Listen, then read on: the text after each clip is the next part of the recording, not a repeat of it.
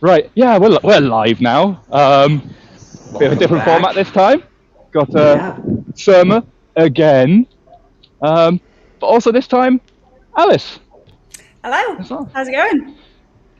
So I think 20, well, to, it's to, 25 kilometers in, so it's like my feeling is I just have to do that 3 more times. That's the way I'm sticking to it. yeah, that sounds about right. So let's go to preserve battery.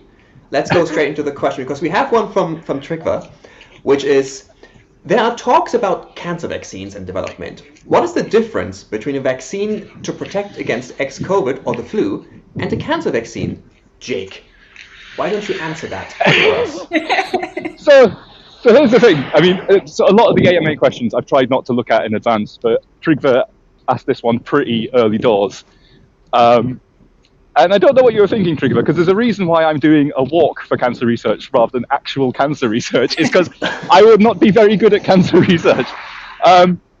But since you got in early and you asked so nicely, Alice on the call here is Dr. Alice, like a real life researcher of cancer. Also a member of the Skeptics of OK podcast, which is one of my favorite podcasts. So you should totally listen to that as well. So, Alice, because I don't know what to do with that question. I think it's a great question. And especially particularly interesting right now. But so there's a multi-pronged answer to this question because there's different types of vaccine you can get for cancer. So obviously, many people will have heard for prevention, we've got vaccines for cancer because we know that some viruses can cause cancer, things like the HPV virus causing cervical cancer. So for that one, really straightforward, preventative vaccine used in exactly the same way we would use any normal preventative vaccine, works exactly the same way. We give you a shot for HPV. We hope that reduces your risk. And we know that reduces your risk of getting HPV-associated cancer. So that's simple, pretty much the same. So those vaccines are like your MMR style of vaccine. It's not like the sort of fancier like the COVID ones, which are the RNA style, right? Exactly, yeah. It's your everyday, similar to your flu vaccine, similar to your normal MMR vaccine. The COVID vaccines are special because most of them are mRNA vaccines, which is a completely new type of vaccine, but it works in the same principle. The idea is it's priming your immune system to recognize a particular fragment that exists on the virus. So in the case of the COVID vaccines, it's the spike protein that we know is on the surface of the virus. So we are training your immune system to recognize that and attack the virus, basically. And we do exactly the same thing with preventative cancer vaccines. We're training the immune system. We're showing the immune system what the virus looks like so that the immune system knows how to target it. So that's simple. So when you say the mRNA vaccines are like brand new, does it mean there is lots more new possibilities for cancer research to look into here? Yeah, it definitely means that we can start to think about how we can apply this to lots of different diseases, and particularly when it comes to prevention using virus, for viral caused cancers, then it's really useful for that. Actually, though, viruses only cause a very small fragment of cancers, so it's only helpful for those small proportion of cancers that are caused by viruses. They're called oncoviruses. Anything with onco in it tends to mean something to do with cancer. But we also have vaccines that we're starting to figure out for treating cancer, which is a totally different thing. Once you've already got a cancer, basically cancer causes so many problems because your cancer cells are essentially your normal human body cells gone a little bit wrong, growing out of control, slightly aberrantly. So your body doesn't recognize them. Your immune system doesn't recognize them as something to target because they look very much like your normal cells. But for a lot of people's cancers, the reason those cells are growing out of control is because they've got a particular protein on the surface that's gone a bit wrong and it's unique to those cancer cells. So we want to train the immune system to recognize that protein that's gone a little bit wrong so that it can start to target the cancer cells for itself.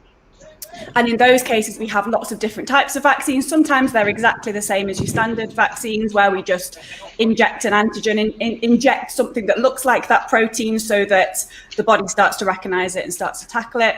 But then we also do things like we train immune cells in the lab how to react to that cancer. We grow cells in the lab with the cancer cells and then inject those immune cells into the body to get those to do the job and train your so rather than training the immune system, you just give the body some new immune system directly. Yeah, and then it starts to figure out how to react to the tumors. And those are very new. They're interesting because there's a lot of excitement about immunotherapies, how to train the immune system. Because if we can get the body to do the job for us, then that's great. We don't have to give people chemotherapy with nasty side effects. But it requires you to know specifically what that person's cancer looks like and know for certain that it has that particular protein gone wrong, so that you know how to train the immune system to recognize that particular protein. So it's a completely personalized medicine. You have to know exactly how that person's cancer behaves. You make it sound like it's hard. Is that hard? It is quite hard, and it requires a lot of testing, but it's a direction that a lot of cancer treatment is going to go in, to make things more personalized, because that's how we can really fine-tune targeting these tumors. So something that's been weird for me on this call, and I had to catch myself a couple of times. Like I say, Alice, I hear your voice quite a lot listening to Skeptics with a K, while I am wearing these earphones and while I'm out for a walk. So a couple of times I forgot that I was part of this. I was just walking along going, just drift off, yeah. I'm on a walk, I'm learning shit, it's great, yeah.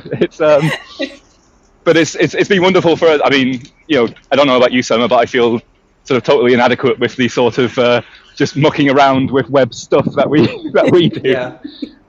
So someone who's doing actual serious, life-saving research.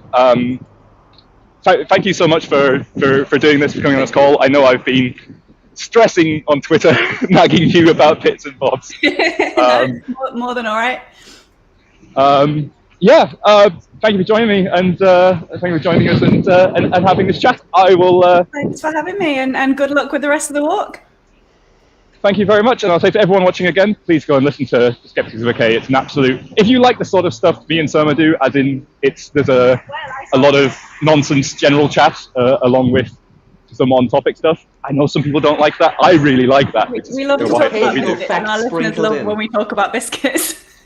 Yeah, exactly. So I definitely urge everyone to go and listen to that. So I don't know. I was on an earlier call and I was talking about underwear, of how I've got like my A-team underwear and my B-team underwear, which is what I wear when the A-team are all in the wash. I do sort of have a similar pattern with podcasts, and Skeptics with a K is in my A-team. That's the one I listen to, and I only go to the B-team once I've listened to all of that. I was worried there for a second where you were going with this. I'm glad. I don't know, man. It's a long day. It's very sunny. All right. Let's say goodbye, and I will get on with doing some walking. Good luck, mate.